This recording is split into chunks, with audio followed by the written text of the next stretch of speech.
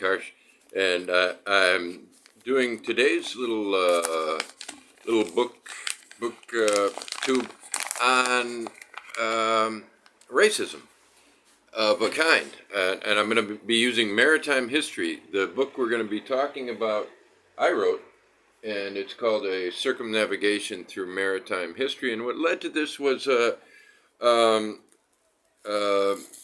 the confusion caused by Rudyard Kipling's use of the Indian swastika, and a brief exchange that I witnessed on Instagram that most genteel and decent of places on the internet. You don't see a lot of vicious arguments there, and often you find people just, providing information for other people rather than arguing. But when I saw, Rudyard Kipling and, he was forgiven his use of the Indian swastika because it was, it has nothing to do with the German swastika in any real sense of the word. I wanted to point out that the problem with Rudyard Kipling wasn't swastificatory. Rather, it was that he was a racist and a very rabid imperialist. But it is a genteel place, and so I just said that. And the person who responded said, I very strongly doubt that. And then I replied with, they said that he was a product of the Victorian era. And I said, yeah, that's the first reason to suspect him. The other one is through his writings. He was a man who believed himself and his ilk, and he had ilk superior to the Indian people. Now, the question here is always, we let a lot of people, the historical figures, off the hook because they're products of their time. Well, they're also human beings, and as a product of my time, I've got to tell you, without any glass interfering, I've been brought up to believe that all people are created equal. Luckily, very different. But I've used my time producing, or having produced in my mind, the notion that the human being is the scourge of all animals and the environment, and a very bad evolutionary mistake, and promoting the monkey as the finest animal. Well, it's my favorite, but I think the monkeys are superior to us in every way, and perhaps through evolution, once we are extinct, monkeys will make of this planet something utterly unrecognizable. But the thing about it being a product of your time, we are in many cases products of our time, but that provides for me no excuse for one human being unable to equate the suffering of another with and the humanity that encompasses that, or maybe encompasses is the wrong word, but when you see suffering in another human being, and this goes back to, if you believe that Jesus existed as what Christians believe, this goes back a long ways. It also goes back to, you can find in writings in any ancient period, empathy. and an implied equality between humans. And so the Victorian era um, sort of marks itself as a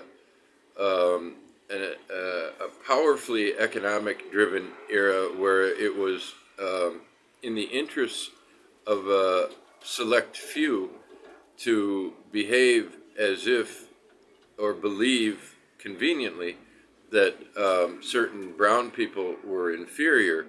Well, actually, at the same time, they had the same feeling about the people who worked in the coal mines that provided their wealth, and in the shipyards and so on. So no, there is no excuse for that kind of thing. Um, and how that leads to this is I was just on the throne and reading some of this book, and occasionally I'll do that. There are a lot of books in the bathroom, and I looked for Burton, but I had taken him out last night. He was on the couch. Spent a lot of time on the couch in his life, and now in death, he's back at it again. Let me read something from chapter 2 of this book called Encounters, which is about the encounters of the mainly white folk with the mainly unwhite folk, non-white folk. One simple reason that the men behind the historical figures, the anonymous toilers, foot soldiers, rope heavers, divers who brave sharks to disentangle cables, that's a little ode to my father-in-law, who's now dead, but once braved sharks in the Arabian Sea to fix a problem that everybody else was afraid to. He was a little fella, but courageous. Not given to braggadocio. In fact, I myself am not given to braggadocio, and I would never give anyone to braggadocio. The guy can't be trusted. So, rope heavers, divers who brave sharks to disentangle cables, ballast shovelers, etc., should not be left out of historical accounts. One simple reason that they should not be is because the ordeals they underwent are of Aztec pyramid base, are a sort of Aztec pyramid base for the far gentler life of today for the men of their countries. For instance, not only did the men of Magellan's voyage eat the legendary maggoty biscuits of their day, but all too many sailors underwent punishments more easily meted out than the guilt preceding them could be established. Many an innocent Spaniard, for instance, along with, of course, many guilty ones who deserved lighter sentences, underwent the ride called the Garrucha. I turned to the wrong page, but I hope you enjoyed that. I guess I know I read that part, but I find my imagination profits more from meditating on the minds of the common seamen, for those who survived, and the death rate was, well, mortifying, saw much of the world experiencing wonders that the elites they toiled for were excluded from until the colonial period. They ate exotic fruits, saw animals as bizarre as those imagined in their nightmares, and when lucky, went on sexual sprees that would positively compare to romps in Eden. And the variety of available fruits was greater, making apples appear mundane. No account of the most famous mutiny in history, that of the Bounty,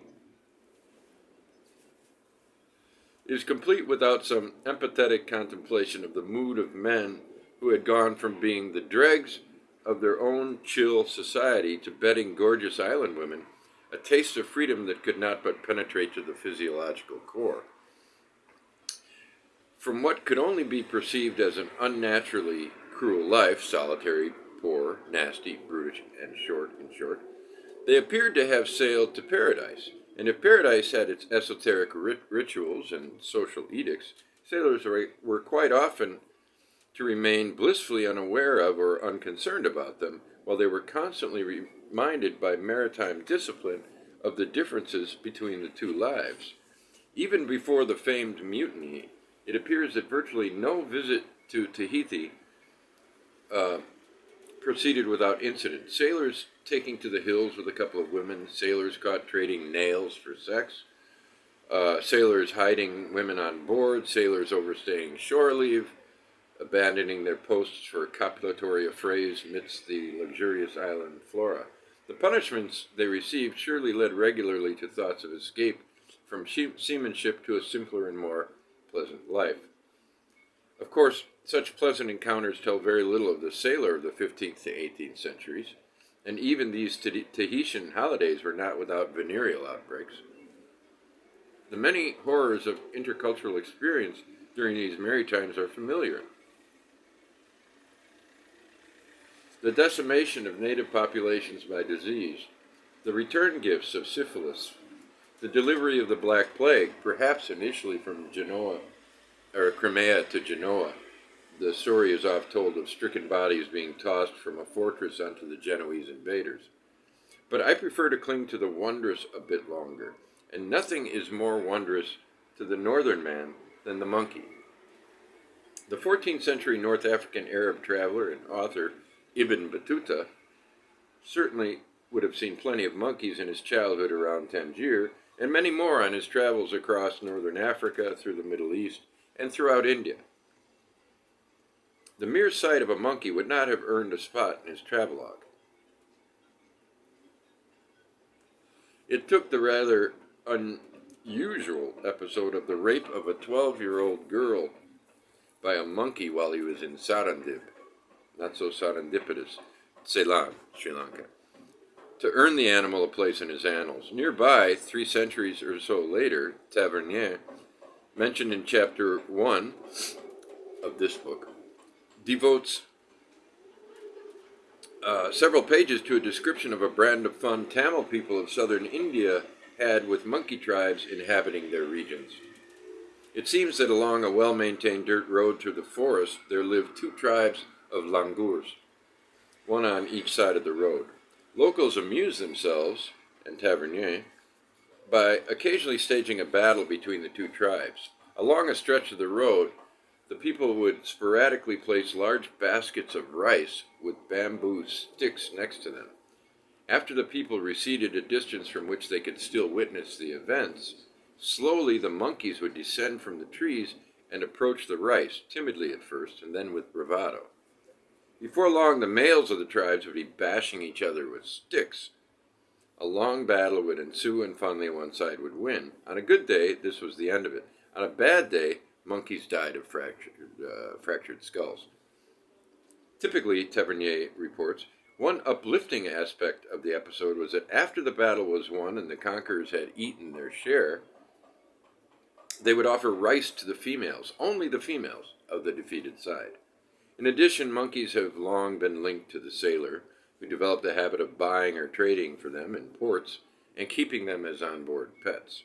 And no pirate movie I've seen is without a squirrel monkey leaping about a ship. From personal acquaintance, I know that Yugoslav sailors were still bringing them home at least up until the wars of the 1990s broke out.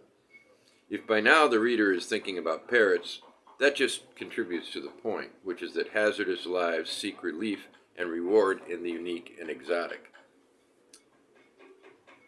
The unique and exotic were unavoidable to the sailors of the age of exploration. The peoples the Europeans encountered now fill vast libraries of anthropological volumes. Unfortunately for many of the Europeans, they were ill-equipped to deal with the strange and the unexpected. It is truly remarkable to read about the voyages of Captain Cook, who was amongst the most humane of intercultural captain envoys, who did his best to treat the indigenous people he encountered with respect, showed great deference to their leaders, and yet oversaw innumerable murders of locals whose rather different views of the value of property led them to rampant and often ingenious thievery of, for the most part, insignificant items. Despite wielding the best intentions of his generation, he could not conceive of the life of a non-European as of equal value to that of his own. Product of his time,